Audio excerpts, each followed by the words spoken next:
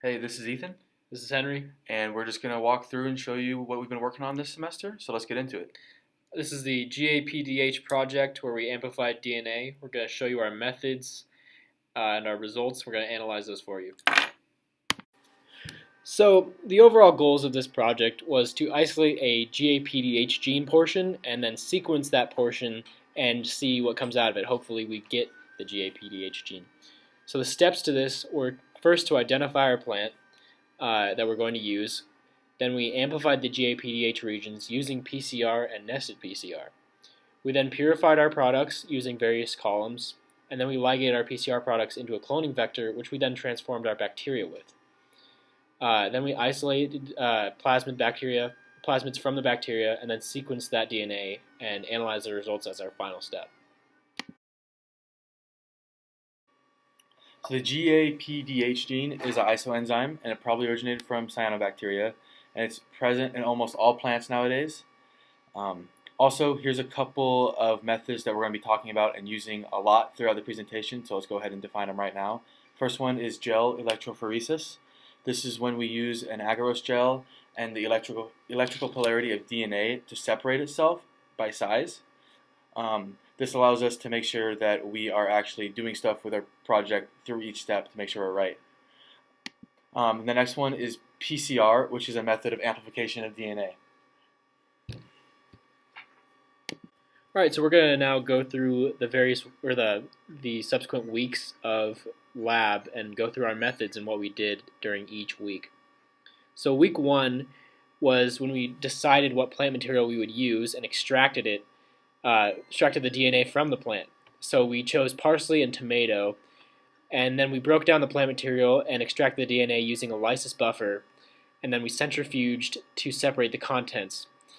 The DNA pellet was kept because that's actually what we want, and the supernatant was discarded. And then we did PCR, 40 cycles of denaturation, annealing, and extension. This allowed us to see what we were working with right off the bat. Week 2 started with using some gel electrophoresis to determine if the first round of PCR even worked. And then after we determined that, we used an exonuclease to remove primers from the first round of PCR so that the primers for our second round of PCR could work. And we used nested PCR the second time, and this is a method that allows us to amplify certain parts of the genome more efficiently and with more accuracy. Alright, here are the results from a gel electrophoresis that determined whether or not we could do our second round of PCR. And you can see here from the red arrow that the wells we started with were in the middle, and our DNA would run from right to left in this case. You can see we got some DNA, but it's hard to tell if we had a lot. But we went ahead and did nested PCR anyways.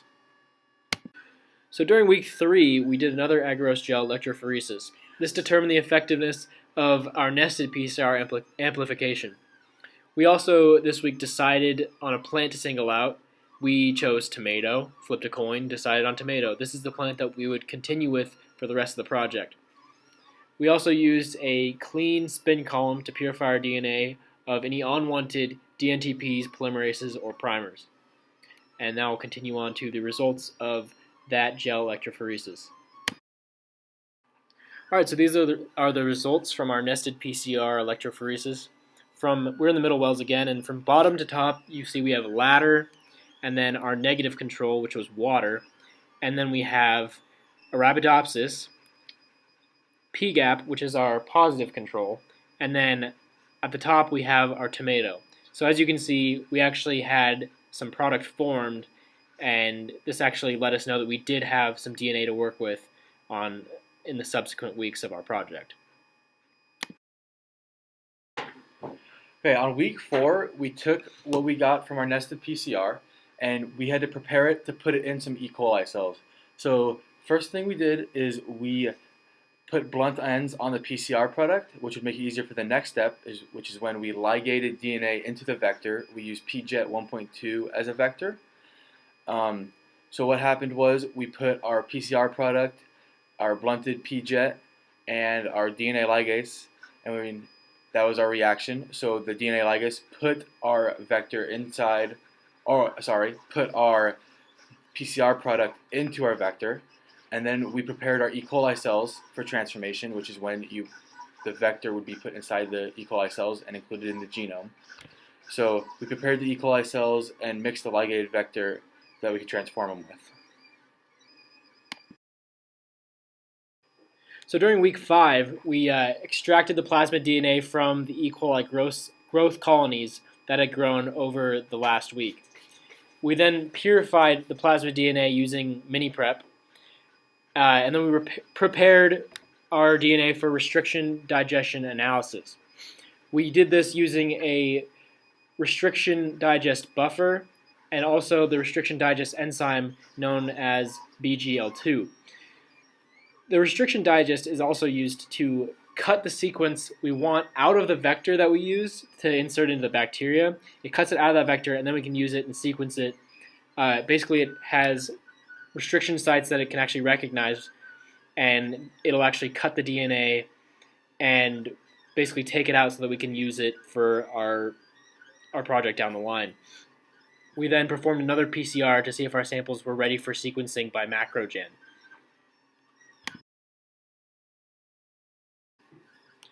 Alright, so looking at our third gel PCR, you can see that this is where our project got a little bit tricky, because once again we're in the middle wells here, going to the left, and as you can see there's nothing in the way of amplification of DNA. So we had to actually figure out why this was.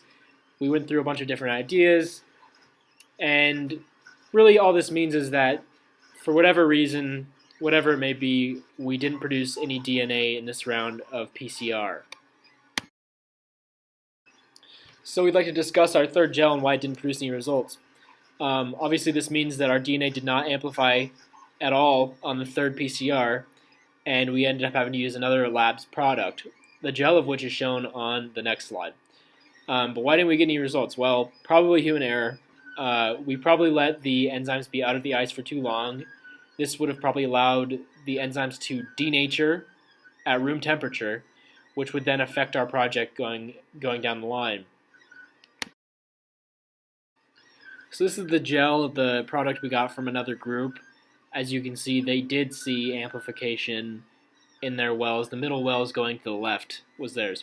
So we ended up using theirs to actually sequence it and send to Macrogen Inc. On week 6, we received our DNA back from Macrogen Inc. They sequenced our DNA for us. So after we got it back, we were able to analyze it, and we used a program called FinchTV, where we actually could see each individual nucleotide in the whole strand of DNA they were able to sequence. It was really sweet. And then in our results, we'll show you how we analyzed it and what we got. Right. So basically how we analyzed the sequences is when we threw it in FinchTV, we could see all the nucleotides, and it gave us a quality for each nucleotide. So we trimmed off all of the nucleotides that were of low quality, and then we threw it into a search, which basically searched a database of a bunch of DNA sequences and matched it up with the ones that was closest to it.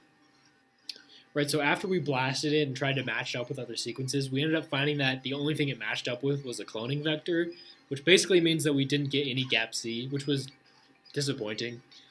So since we only got cloning vector, we basically didn't send Macrogen any DNA. Cloning vector is something that they use to actually clone and amplify our own DNA that we should have sent them, but apparently they didn't get any of our DNA, and so the only thing that we saw was the thing that they tried to clone our DNA with, which was, again, very disappointing. Yeah, so basically it just comes down to human error again. I thought we were doing really well at the beginning of the lab, but we messed up again somehow at the end when it comes to preparing a sample to send to Macrogen. So, to conclude, our goal in this project was to isolate the GAPDH gene from plant material and then sequence that. And sadly, our goal was not met due to some small lab errors that really were just human error. And we're not entirely sure what those were at this point, and we're still trying to figure that out. So, one might ask, what was the benefit of this project? Well, learning new lab techniques was very beneficial to us. It was beneficial because we can then use those new lab techniques in the future. We can be better at those in the future so that we can actually be more successful doing this same sort of project later on in the biolab. Another benefit was learning how DNA can be manipulated in the lab, and this will also help us to understand further concepts in the biolab.